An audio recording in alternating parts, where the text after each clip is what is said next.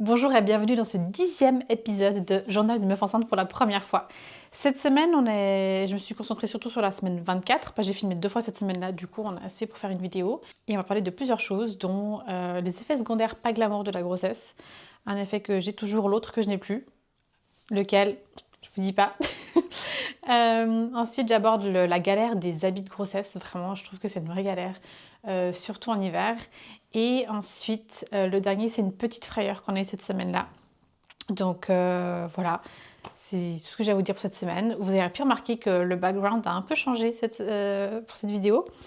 Parce que, en gros, on a reçu de nouveaux meubles, on a réaménagé des trucs. Et actuellement, dans le background actuel, c'est un peu le bordel. Enfin, il y a des habits qui sèchent, je ne vais pas vous mettre mes Schneider derrière. Donc voilà, sur ce, je vous laisse et enjoy. Semaine 24, jour 1. Du coup, on arrive dernière ligne droite pour la fin du 6e mois et du coup fin du 2e trimestre, si on compte en SA, la Suisse, en semaine d'aménorrhée. Et je voulais rajouter 2-3 trucs que j'ai oublié de parler dans la dernière vidéo. C'est que je sais plus si à un moment donné, je pense que oui, hein, mais dans les premières vidéos, est-ce que j'ai parlé de mes douleurs ligamentaires pour dormir? Parce que j'ai morflé pendant quand même plusieurs mois. Je pouvais dormir que sur le côté gauche. Si j'en mets dans une autre position, le dos ou le côté droit, c'était impossible. Ça me réveillait avec des douleurs insupportables. Donc pendant 2 mois, j'étais vraiment presque 3. Mais je pense que j'en parle. Mais j'ai vraiment coincé sur le côté gauche. Là, je peux vraiment dormir position que je veux. Dernièrement, je me réveille beaucoup sur le dos. Donc pour l'instant, on en profite de pouvoir être sur le dos parce que il y en a vers la fin de la grossesse, ça devient compliqué. J'avais une amie, dès qu'elle était sur le dos en fin de grossesse, elle s'évanouissait parce que bébé il appuyait sur une artère et malaise vagal. Donc il y avait ça que je voulais parler.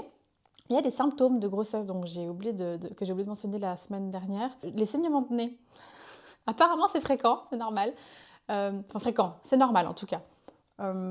C'est-à-dire que j'ai remarqué que quand je me mouche, il y a des jours où il y a quand même mal de sang. Ouais, désolée, c'est pas très glamour, mais étant donné que tu produis 2 fois plus de sang, que tes vaisseaux sanguins, ta peau, tout est plus sensible et tout, c'est normal qu'il y ait des saignements, tant que c'est pas genre de l'écoulement en mode robinet. Le gynéco il nous a dit, bah non, mais écoutez, c'est normal, il n'y aurait pas grand-chose à faire, à moins que ce soit vraiment des saignements forts, pas de problème. Donc là, bon bah ok, ça c'est fait. Alors attention, on va arriver sur un sujet pas glamour du tout, vraiment pas glamour du tout. J'avais vu des vidéos à ce sujet-là, c'est un symptôme de grossesse assez fréquent, ce sont les gaz. Voilà, sachez que enceinte, il y a de fortes probabilités que vous vous transformiez en machine à gaz. Voilà, ça vraiment, moi de base, avec mes intolérances et tout, bah, de temps en temps ça peut arriver. Et là, ouais, c'est pas ça le choix, hein. Puis selon ce que tu manges, c'est encore pire. J'ai une connaissance qui m'a écrit, qui m'a demandé si j'avais effectivement ces effets secondaires, ces symptômes de grossesse. Cette personne était très complexée face à son conjoint. Et j'ai dit, bah écoute, nous, ça fait 7 ans qu'on vit ensemble, donc à un moment donné, on peut pas être toujours dans le cachet, on ne fait pas forcément ouvertement, mais déjà au début de relation, je consomme encore des produits laitiers, donc ça pouvait arriver qu'il y ait littéralement des bombes, hein. C'était malheureusement pas au niveau du bruit, mais en termes olfactifs. Si vous écoutez des gens intolérants au lactose, vous savez, ou si vous êtes vous-même intolérant au lactose, vous savez. Donc assez tôt dans la relation avec le José, il y a des moments un peu gênants, et là ce qui se passe c'est que des fois je suis désolée, faut que je dégaze quoi, puis il me dit bah vas-y, hein, s'il faut dégazer, faut dégazer. Puis on vit ensemble en même temps, ça fait 7 ans qu'on est ensemble, donc forcément on va pas non plus être trop, on va pas trop se cacher là-dessus, mais sachez que c'est un symptôme, c'est un truc de grossesse. Un autre truc que j'ai oublié d'aborder, c'est les habits quand tu es enceinte. Moi, j'aurais préféré, en guillemets, être enceinte en été pour mieux montrer le bidou. Et je sais pas si ça aurait été plus simple de m'habiller, mais mettre des robes aurait été plus simple. Là, je peux effectivement mettre des. Là, j'ai cette robe pull, c'est le seul truc que je peux mettre qui est large et ample et qui me sert pas. Ce qui est chiant, c'est d'adapter parce que là, il faudrait que je m'achète des habits, sauf qu'il faudrait que je prévoie hyper large parce que si j'achète pour maintenant, bah, dans un mois, ils m'iront plus. Donc c'est le truc qui est hyper chiant. Et là, j'avais repoussé le moment de l'achat des soutiens-gorge de maternité ou de grossesse, d'allaitement, voilà. Et j'ai commandé genre du L. Il faut savoir que de base, j'ai une petite poitrine, et puis je mettais du S ou du M. Et là, le L est extrêmement serré. Donc je vais repartir. Et je suis qu'à 6 mois. Donc, et des fois, encore quand t'accouches, ça peut encore pousser quand t'allaites. Je me retrouve avec des obus. Parce que là, vraiment, j'ai pris pas mal. Même la soeur de José, elle avait sous elle fait, mais t'as pris une chier à ce niveau-là. J'étais là, oui, il y a beaucoup. Je sais plus comment. Je sais plus quoi faire. C'est un peu chiant parce que j'ai pas envie d'acheter des trucs que je vais devoir mettre juste un mois et que après grossesse allaitement je mettrai plus parce que souvent ça sèche l'allaitement. Donc voilà. Ça c'est ça qui est chiant, les habits je sais pas comment faire. Là pour l'instant j'ai 2 collants de grossesse qui pour l'instant sont encore assez larges. Donc, je pense que je peux les mettre encore un moment. Mais en haut, Moi, je m'étais acheté, je vous avais dit, des pantalons chez Primark, des trucs assez larges, mais j'avais acheté du M et du L en me disant que le L, je le mettrais en décembre. Ouais, bah, finalement, on est là en décembre, mais je pensais genre décembre, janvier. Ben, là, le S, il est déjà serré. Je dois partir sur le L, donc bientôt, il va falloir du XL pour le bidon, pour que ça passe. Mais il faudrait vraiment que je vise les habits de maternité. C'est chiant parce que c'est plus cher, juste parce que c'est maternité. Et, ben, après, je peux comprendre dans le sens où c'est pas les trucs que tu achètes tout le temps en tant que personne. C'est une fois dans ta vie, enfin, c'est un moment dans ta vie. Mais je vais devoir viser vraiment les habits exprès grossesse parce que sinon, acheter des trucs pour acheter. Parce que là, vraiment, les pantalons chez Primark, j'en avais acheté, je pense, une dizaine pour pouvoir tourner un peu dans la semaine. Puis ça coûtait pas cher. Alors, je dis pantalons, mais c'est pas des pantalons, c'est en fait des leggings de sport. C'est des leggings avec un élastique un peu plus épais au niveau du ventre. Du coup, c'était plus agréable à ce moment-là de les porter. Et j'ai anticipé pour la fin de grossesse. Du coup, il y a un modèle, j'ai pris M et XL. Et pour un autre modèle, j'ai pris du L et du XL. Non, M et L. Et puis L et XL. Et bah, les premiers, très vite, on est rentré en Suisse pendant quelques semaines, j'ai pu les mettre, après plus. Je suis vite passée au modèle de taille au-dessus. Au début, je pouvais encore les mettre par-dessus le ventre. Aujourd'hui, je mets l'élastique sous le ventre. Voilà, c'est juste ça. Il y a quelqu'un qui, il n'y a pas longtemps, a voulu me refiler des pantalons, des habits de grossesse, et j'ai dit les pantalons, j'ai abandonné. Je n'ai pas trouvé des confortables, ça sert à rien.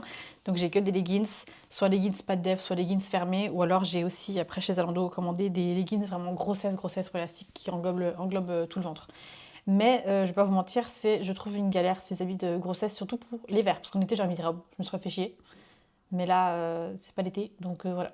Mais je suis déjà en mode les M, je peux déjà plus les mettre, ou XL selon le modèle, ou L selon le modèle. Donc des fois, il y en a, j'ai du L, et d'autres, je mets du XL selon le modèle. Bref. Donc il y avait ça, qui est un peu chiant quand t'es enceinte. C'est vraiment les habits, savoir comment tu t'habilles. Ma doudoune, elle commence à être serrée au niveau du ventre. José m'a dit, au pire, tu mettras la mienne. Au pire, voilà, on verra. J'ai testé sa doudoune, c'est pas approuvé. Voilà, elle était encore plus serrée que la mienne. Donc, pas très efficace, vraiment, je serrais.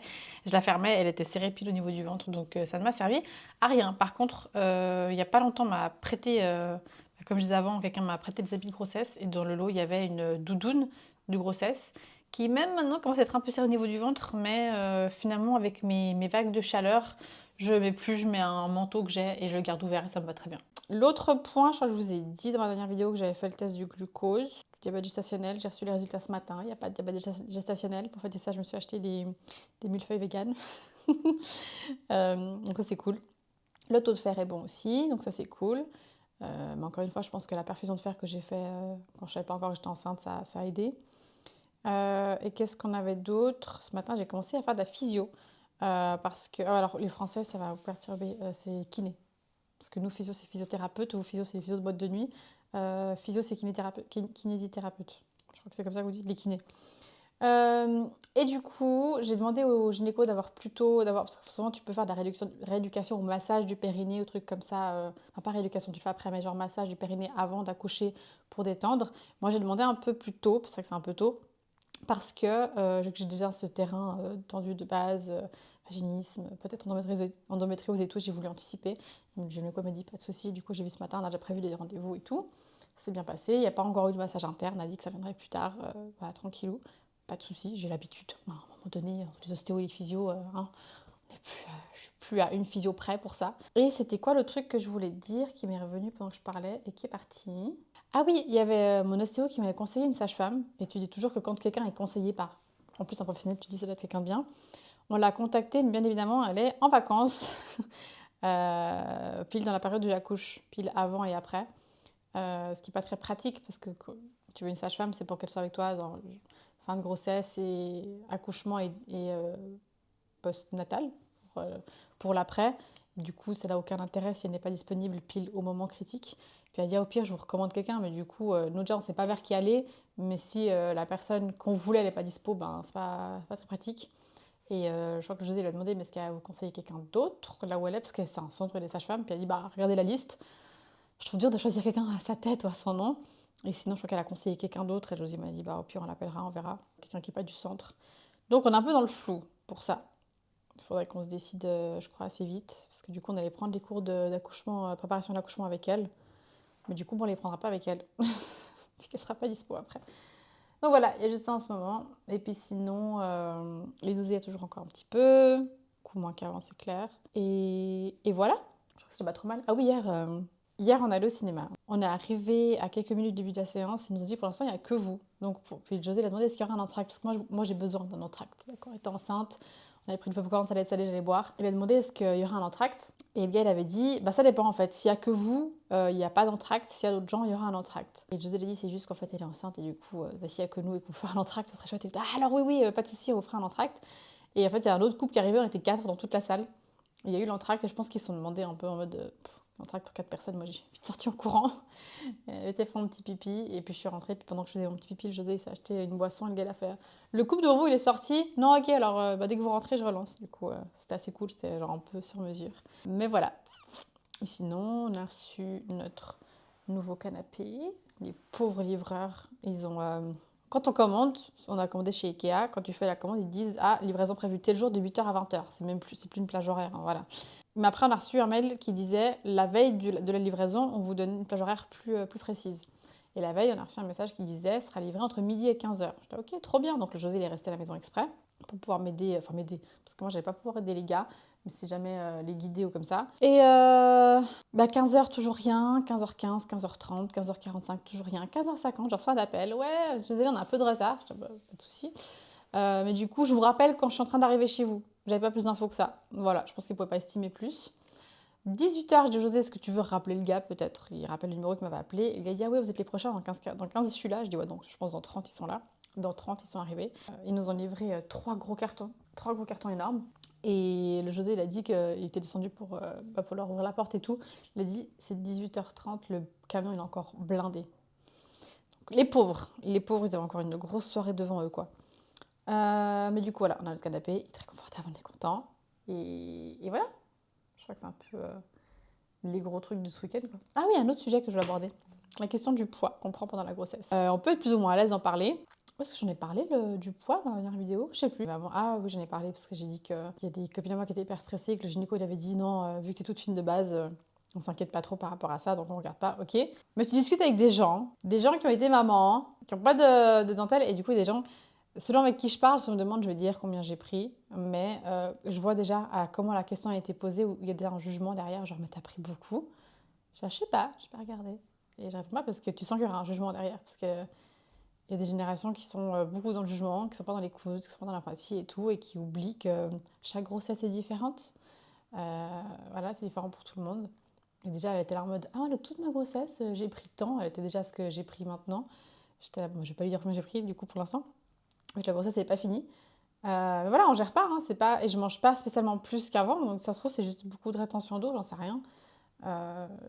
Je grignote peut-être un poil plus, mais pas qui justifie tout ce poids, donc il y a d'autres trucs, quoi. Mais ouais, c'est ces questions où les gens ont besoin de comparer, de savoir, et après de te faire sentir mal, donc tous ces trucs quand t'es enceinte, tellement de négativité, de gens malsains autour, c'est incroyable. Et ils le font pas forcément volontairement, hein, mais c'est chiant.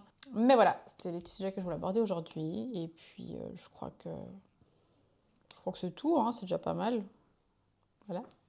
Semaine 24, jour 3. Je crois que c'est la troisième ou deuxième vidéo que je fais cette semaine-là. Ce matin, on a été voir l'anesthésiste, ça s'est bien passé. Je crois que j'en avais parlé, mais si jamais je n'ai pas encore parlé. C'est un peu tôt pour aller voir l'anesthésiste, mais comme la plus grosse opération que j'ai faite, qui nécessitait une anesthésie locale, c'était mes dents de sagesse quand j'avais 18 ans, ça s'est très mal passé. J'en ai parlé sur TikTok, sur les réseaux, et brièvement, en gros, l'anesthésie n'a pas pris pour les 2 dernières dents. Il m'a quand même charcuté à vif, du coup. J'ai hurlé pendant l'opération, j'ai beaucoup pleuré, et à la fin, il m'a dit « Mais ça s'est bien passé !» J'étais là « Non !» J'étais vraiment complètement anesthésiée une fois à la maison. Du coup, je suis très réticente quand on parle d'anesthésie locale, mais c'est vrai que dernièrement, le dentiste que je vois actuellement, quand il a dû piquer 2-3 fois, ça s'est bien passé. Donc voilà, le chirurgien à l'époque, est-ce qu'il était pressé, est-ce qu'il n'a pas mis la bonne dose, est-ce qu'il n'a pas assez attendu, on ne sait pas, on ne saura jamais. Mais en gros, là, on a abordé ce sujet-là, on a parlé de la péridurale, et puis qu'effectivement en Suisse, c'est une péridurale où le but c'est juste d'enlever les douleurs, mais pas les sensations, et qu'ils puissent quand même bouger. Enfin, je dis en Suisse, mais c'est parce que la seule comparaison que j'ai, c'est les quelques podcasts et lectures que j'ai faites sur la France. Mais que voilà, en tout cas, vraiment, elle insiste sur le fait qu'ils sont très à l'écoute, et puis il ne faut pas que j'hésite à dire si d'un coup je sens un truc. Enfin, parce que du coup, on a parlé de, par exemple, si d'un coup je vais partir en césarienne, qu'ils vont quand même tester, et puis il ne faut pas hésiter à dire j'ai mal. Ah, voilà, puis elle m'a demandé est-ce que je voulais la péridurale ou pas, puis je dis je sais pas. J'ai dit j'ai jamais eu Enfin, je dis souvent quand j'ai mes règles que je vis un accouchement tous les mois parce que c'est violent ce que je vis et que je sens vraiment des contractions et que j'ai l'impression que mon utérus essaie de s'expulser. Mais je lui ai dit, J'ai des règles extrêmement douloureuses. J'ai des femmes qui m'ont dit que leur accouchement était moins douloureux que leurs règles. Donc peut-être que je vais tolérer les contractions. Peut-être que je ne vais pas les tolérer. Et du coup, je vais demander une péridurale. J'en sais rien. Je n'ai aucune idée. Puis elle m'a dit, ah, mais c'est bien que vous pensiez comme ça. Alors j'ai dit, je ne peux pas demander quelque chose alors que je ne sais pas ce que je vais vivre. Donc vraiment, si on peut éviter, on évite. Après, si je vois que je suis en train de morfler comme pour mes règles et qu'on peut me soulager, soulagez-moi.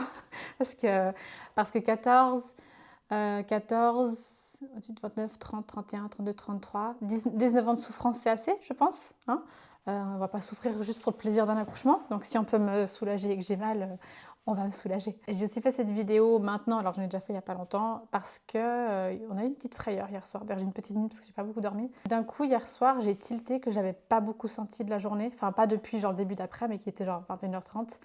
Et ça m'a un peu angoissée. Et il y a un autre truc qui me travaillait, c'est qu'en fait, ce week-end, on a fait nos courses comme d'hab, on a acheté du lait d'avoine comme j'aime parce que j'en consomme énormément. Et on avait deux marques et avant on habitait on avait les deux centres commerciaux principaux qui étaient l'un à côté de l'autre, vraiment porte à porte. Du coup, on comblait un peu les courses, les produits qu'on aime d'une enseigne, les produits de l'autre. Et il y a un lait d'avoine que je préférais dans une enseigne. Et maintenant là où on a déménagé, cette enseigne-là, elle est un peu plus loin. Du coup, je prends le lait d'avoine de l'autre enseigne, mais qui est aussi très bon. Et j'essaie de m'orienter plus sur du bio parce que la compo, elle est moins dégueu, puis que vu que tout ce que je consomme va directement interagir avec le bébé, j'essaie de regarder un peu les compos. Pas de tout, certes, mais je me dis, prendre un petit lait un peu à compo un peu plus clean, c'est toujours ça de prix. Bref, le lait, pas dégueu. Mais du coup, on est allé faire les courses vers l'autre enseigne que j'aime bien. Et je me suis dit, je profite, on prend juste genre 2-3 briques de l'autre, parce que ça fait longtemps, et juste que tonton me fasse un peu plaisir, parce qu'il est un peu plus sucré, le goût est différent. Et en fait, c'était genre lundi matin, on est comme mercredi, lundi matin, j'ouvre du coup cette brique que je préfère, de l'enseigne qu'on n'a plus à côté de la maison. Je fais mon café, enfin du café, c'est de la récorrection café, donc c'est pas du café. Je fais ma boisson, et puis je fais toujours un bol le matin avec mes graines, et je mets aussi du lait d'avoine dedans. Et je bois une gorgée de mon café et il y a un goût chelou. Je me suis dit, mais qu'est-ce qui se passe? Est-ce que c'est la bouilloire? Et je me suis fait une réflexion, je me suis dit, est-ce que j'ai détartré la bouilloire ces derniers jours et j'ai oublié de la rincer? Vous savez l'épisode, pour ceux qui avaient suivi, où ma mère a cru que j'avais empoisonné parce que j'avais détartré sa bouilloire au vinaigre et elle a cru que j'avais fait au durgol, du coup elle avait appelé les trucs d'intoxication, bref, c'était parti assez loin. Et je me suis dit non, on est lundi, j'ai fait ça vendredi, je sais que je la rince, que je la sèche. Entre-temps, on l'aurait déjà remarqué entre vendredi et lundi si j'avais laissé le vinaigre dedans. Et du coup, je me dis, ça me fait chier de gâcher mon café, mais je vais pas boire. Ça a vraiment un goût de chlore ou de javel, vraiment chelou, d'un produit. Quand j'étais là, je vais pas boire ça. J'ai quand même bu une deuxième gorgée pour être sûre. J'étais là, non, c'est pas bon. J'ai bu le lait à part. J'étais là, je crois que le lait, j'ai bu après parce que du coup, j'ai pris une brique d'avoine, une autre brique de l'autre marque, de l'autre enseigne. Là, ça passait bien. Du coup, je me suis dit, c'est pas non plus ma bouche qui est en train de me jouer des tours. C'est vraiment la brique le problème. Du coup, je mets la brique de côté, je prends l'autre, je refais mon café et j'oublie dans la matinée, je prends mon bol de graines, je bois, c'est dégueulasse. J'étais là, je prends une gorgée ou deux, j'étais là, non, du coup, je dois aussi jeter mes graines et ça me saoule. Et je bois à ce moment-là, je crois que c'est là que j'ai goûté du coup le lait dans un verre et je dis ouais, effectivement, c'est le lait en lui-même qui a un problème, c'est pas mes produits parce que je me suis quand même dit, est-ce que c'est mon café qui a tourné? Je sais pas. Non, c'est vraiment la brique. Du coup, je mets de côté, je refais mes trucs. Et hier soir, j'avais envie de faire un hachis parmentier pour la première fois. Alors oui, c'est pas un truc de fou, mais j'avais jamais fait. Et moi, quand je cuisine, j'ai fait ma purée maison. Du coup, j'ai fait moi la purée, je mets de la margarine et je mets du lait d'avoine. Et quel lait d'avoine je mets? J'avais une deuxième brique de ce lait-là. Moi, je me suis dit que c'était un problème. Déjà, j'avais un peu oublié cette histoire du lait. Moi, je me suis dit, c'est une brique qui a un problème. Et j'avais donc cette brique qui était de la même marque que celle qui avait un goût chelou. Je cuisine avec. Dans la purée, j'avais remarqué, on mange notre plat et tout. Et juste après manger, on se pose, je me suis fait un chocolat chaud. Et je bois mon chocolat une première gorgée et j'ai de nouveau ce goût dégueu. Et là, je me dis, fuck, j'ai cuisiné avec. J'ai mangé le plat. Je sais pas ce que c'est que ce goût. Ça se trouve, c'est juste rien de grave, j'en sais rien. Hein. Mais ça peut être beaucoup plus grave, comme ils ont mal rincé le cul, il y avait du produit dedans, est-ce qu'ils rincent à la javel, j'en sais rien. Et du coup, je me retrouve à boire ça. Si j'étais pas enceinte, tu dis, j'aurais une bonne chiasse. Par contre, c'est un peu dangereux pour le fœtus. Du coup, ça m'a beaucoup travaillé pendant qu'on construisait un Lego avec le José et j'étais pas trop concentrée sur le Lego et je pensais à ça. Du coup, il m'a amené la brique d'une autre marque, du coup, j'ai refait un chocolat, le goût était bon. Et c'est là que d'un coup, je tilte sur le fait que je m'inquiète, est-ce que ça aura un impact sur le fœtus ou pas? Enfin, oui, c'est encore un fœtus, à ce stade-là, il est dans le ventre, c'est un fœtus. Est-ce que ça aura un impact sur lui ou pas? Est-ce que ça peut être grave ou pas? Et ça commence à me travailler, parce que du coup, j'ai aucun pouvoir là-dessus, du coup. Et d'un coup, je tilte que je ne l'ai pas senti bouger depuis le début de l'après-midi, et que c'est la nuit, quoi. Et quand ils ne sont pas bougés, je crois que le gynéco nous avait dit « Allez, marchez un peu, ça marche pas, vous prenez un truc bien sucré et vous vous allongez et vous regardez. » Du coup, je dis « José, je crois qu'il faut pas un truc sucré. » Non, du coup, il m'amène du sirop, je bois le sirop que je dilue un peu dans l'eau, je vois que ça réagit pas, du coup je refais un shot, vraiment j'ai pris du sirop pur que j'ai bu, et là je sens un coup assez fort, pas les plus forts, mais du coup je me dis ok il y a un coup. Et il va vite chercher un livre qu'on a sur la natalité en Suisse et tout, puis ils disent quand ça arrive, tu te couches et que tu comptes les coups pendant 2 heures, et dans les 2 heures il faut qu'il y ait 10 coups. Ce qui me semble pas énorme parce que quand le bébé là, il tape quand même régulièrement beaucoup. Je voulais juste faire un petit aparté par rapport à ça quand je dis que le bébé bouge beaucoup. Là, je parle de mon bébé, d'accord. Une maman, une femme enceinte connaît les mouvements de son bébé, vous savez ce qui est habituel ou pas. Et pour moi, que le bébé bouge très peu, c'est inhabituel. J'ai un bébé qui est méga actif. Donc voilà, si vous, votre bébé, habituellement, il bouge 2 heures le matin et 2 heures l'après-midi et que c'est habituel comme ça, et ben voilà, il ne faut pas que non, parce que dans cette vidéo j'ai dit il n'avait pas beaucoup bougé, que vous paniquiez. Non, si tout ce qui se passe jusqu'à maintenant est habituel, ne vous inquiétez pas, d'accord, j'insiste là-dessus. C'était pour mon cas à moi, ceci était inhabituel qu'il bouge si peu. Voilà, c'est tout, parce qu'il ne s'arrête pas de bouger. Du coup, je me dis, du coup, ça me semble pas beaucoup, ça me rassure pas sur si ça l'a affecté, ben voilà. Et je sens quelques petits coups, mais extrêmement faibles, ça me rassure pas du tout. Du coup, à un moment donné, moi je suis en larmes parce que j'ai peur. Et je sens quelques coups, mais il y en a, je suis pas sûre que ce soit des coups, parce qu'en plus, j'ai 2 fois plus de sang, mon cœur bat 2 fois plus fort. Vous me touchez n'importe où sous le corps, vous allez sentir mon pouls. Vraiment, du coup, des fois, je sais pas, j'ai la main, je sens mon pouls, je crois que c'est un coup de pied, en fait non, c'est mon pouls et tout. Et pas sereine du tout. Et on a commencé à compter, et en une demi-heure, on a eu 9 coups. Ce qui, du coup, si en 2 heures, il en faut 10, il y en a encore les plus faibles, je les ai pas comptés, mais des coups, voilà. Et déjà, le premier coup, je me suis un peu soulagée, mais du coup, je sentais plus d'autres coups après. On a mis de la musique, j'ai tapé le ventre. Quand je dis que j'ai tapé le ventre, j'ai pas mis des coups dessus, d'accord. Je tapote, d'accord. J'ai tapoté le ventre, peut-être un peu plus fort que d'habitude, mais j'ai pas frappé mon ventre, d'accord. Venez pas dire ce que j'ai pas dit, ok. J'ai secoué un peu, je me suis couchée et je sentais pas grand-chose et ça m'inquiétait. Et bon, après on arrivait à 9 coups et on s'est dit bon, ça devrait jouer. Et je crois que je n'ai ressenti un pendant que je me préparais, puis un dans le lit. Mais du coup, beaucoup d'émotions, les hormones. Du coup, pas une nuit super reposante. Et puis avant-hier, j'ai voulu m'acheter un croissant au beurre, pur beurre, parce que c'est bon et que je me dis, est-ce qu'enceinte, je vais mieux tolérer? La réponse est non. Mais du coup, j'ai mon eczéma dans mes oreilles qui m'a dérangée toute la nuit, donc j'ai mal dormi parce que je me suis gratté les oreilles, plus le fait que je m'étais endormie en pleurant. Pour ceux qui ne voient pas le rapport entre l'eczéma dans mes oreilles et les produits laitiers, j'ai une vidéo YouTube sur mes allergies, si jamais ça vous intéresse. Et c'est surtout qu'en fait, les produits laitiers et d'autres allergènes que j'ai activent mon eczéma dans les oreilles et du coup, pendant la nuit, je me gratte. Voilà, c'est juste ça. C'est ce qui se passe chez moi. Quand je mange un truc dans la journée que j'aurais pas dû, et la nuit, je me défonce les oreilles, je me gratte. Voilà. Donc c'était pas passé une bonne nuit. Puis ce matin, on avait le rendez-vous chez l'anesthésiste. Donc j'étais un peu les yeux tout gonflés, comme je sais peut-être encore, je sais pas. Et puis l'infirmière, elle me prend la tension, une fois, elle est un peu basse. J'ai fait oui, j'ai mal dormi. Enfin, c'est possible que ce soit lié alors. J'adore parce que vu comment je suis un peu dans les vapes. Donc ouais, petit coup un peu tendu, mais ce matin, il m'a réveillé la nuit en tapant. Ce matin, il était bien actif. Au réveil, il était actif à l'hôpital, donc voilà, ça rassure quand même. Je dis quand même à passer un petit coup de fil au gynéco, mais je vais faire quoi? Enfin, il bouge. Donc voilà, j'étais pas très sereine hier soir, gros coup de flip, gros premier coup de flip quand même.